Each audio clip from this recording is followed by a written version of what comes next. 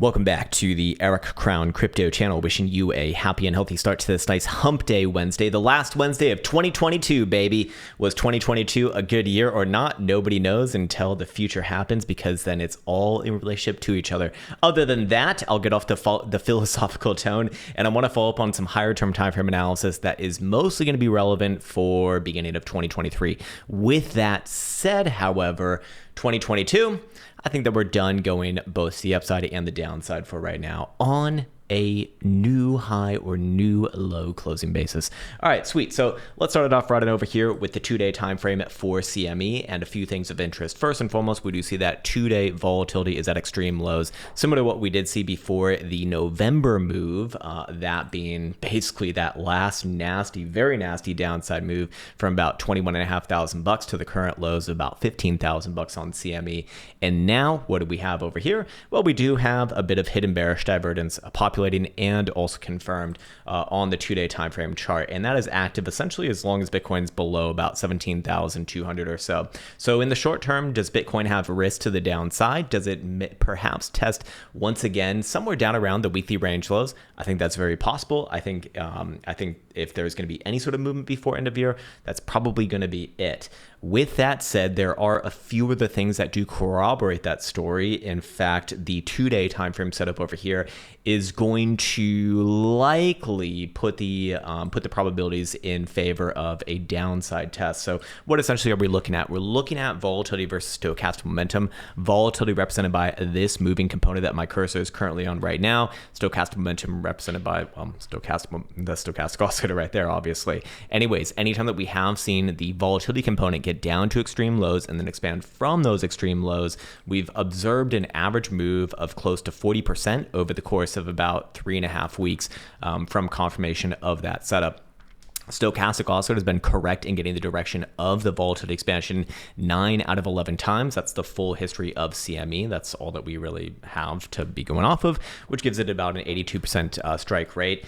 And so the reason why I bring this one up is because while CME is not closing today, it will be closing tomorrow for the 2-day time frame right here. We can see that the 2-day time frame stochastic oscillator will actually cross the downside, thus giving it a higher probability for a downside test, as long as Bitcoin on CME is closing below 16,670. And you're probably saying, Krown, that's pretty close to current price action. And well, you're exactly right. I mean, it's like $60 away. But as of this moment, $60 is that's equivalent to $10,000 as far as ranges go from about a year ago.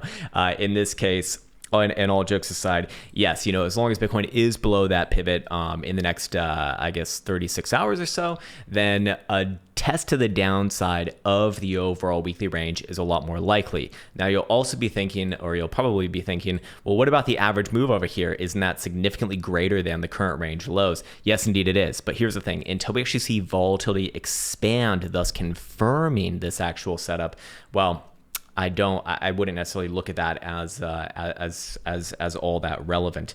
Anyways, if it does, if it does close below the current lows and we do initiate the next major move to the downside, obviously that would put significant interest, I suppose, on somewhere around 12,000, I'd guess. Let me just double check.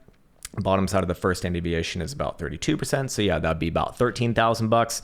40% puts you closer to about $11,500 to $11,000 as a base if that were to happen. So, is there a risk of that? Yes, but ultimately, I do still stick with what I've been saying, that Bitcoin's very likely to hold the current lows at least until the end of the year. Personally speaking, I do think that we have the major low in right here, maybe not necessarily a macro low, but ultimately, while Bitcoin could very easily do something like this, retest around the lows, I do think that it will very likely hold, and we'll see a greater move to the upside throughout Q1 of 2023. That's my personal opinion, obviously. But if we actually go into the data over here, let me go to the chart over here. A few other things of interest. So on the daily time frame, we can also see that volatility is starting to expand. So we probably do have a range move within this next week, maybe 2 weeks of price action. And we can also see that if we reference the daily stochastic oscillator, which I have on this chart over here, then we do see that yes, the current pivot is at 16,900, which right now, Bitcoin on CME is about $300 below. So pressure remains to the downside in the short term. On top of that, if we are to come up with an actual range of what we're looking at, a range of probabilities supported by statistics, obviously, well, it would be the HPDR indicator. So the HPDR indicator showing the 50% of historical returns range, this blue range right here, between about, actually make it a little more visible perhaps. There we go.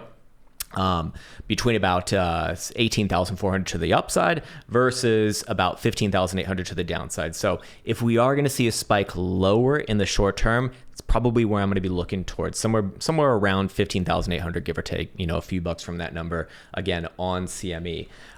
With that said, let's go back on over here. Let's go through the lower term timeframes and see if there's anything of particular interest, particular obviousness, and what would essentially invalidate that on the short term. Well, popping back above about 17,000 bucks would certainly do it for me on a closing basis, even on as low of a time frame as a 4 hour. But until then, yeah, risk remains to the downside, and it does look like Bitcoin's a lot more poised to test the downside here in the short term than not. If we go and reference stochastic momentum on the other short term timeframes, we can see the 12-hour timeframe is actually technically to the upside right now. It will turn down with any sort of a closure below 16,450, which ain't so fucking far away from current price action now, is it? Alongside very low reads on volatility over here too, I should denote.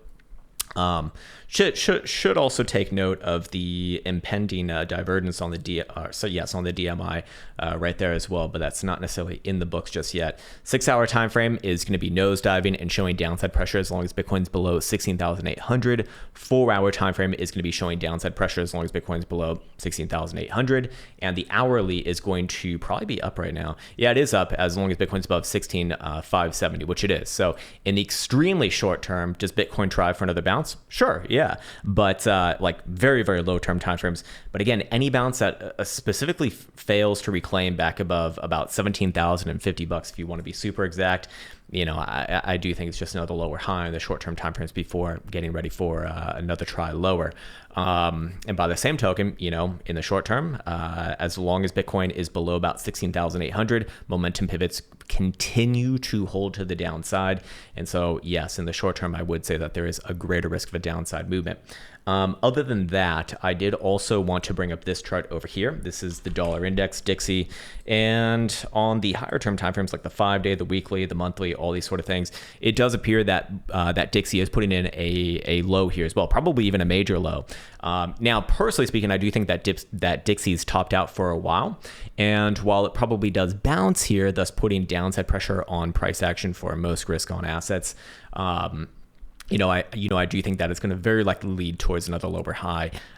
Anywhere below 109 is bearish still into probably the first quarter, maybe even second quarter of 2023. But in the short term, yes, very likely does bounce. We do see some hidden bullish divergence also building up on the weekly RSI here. So bouncing back up towards about 106.5 to 107.5, I do think is incredibly likely in the short term, alongside the weekly jewel, which should naturally get at least a pity bounce within this region relatively soon.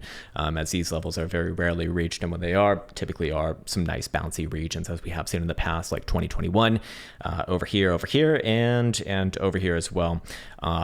So again, short-term bouncy on Dixie. Long term, I do still think that we've probably seen the highs for a while.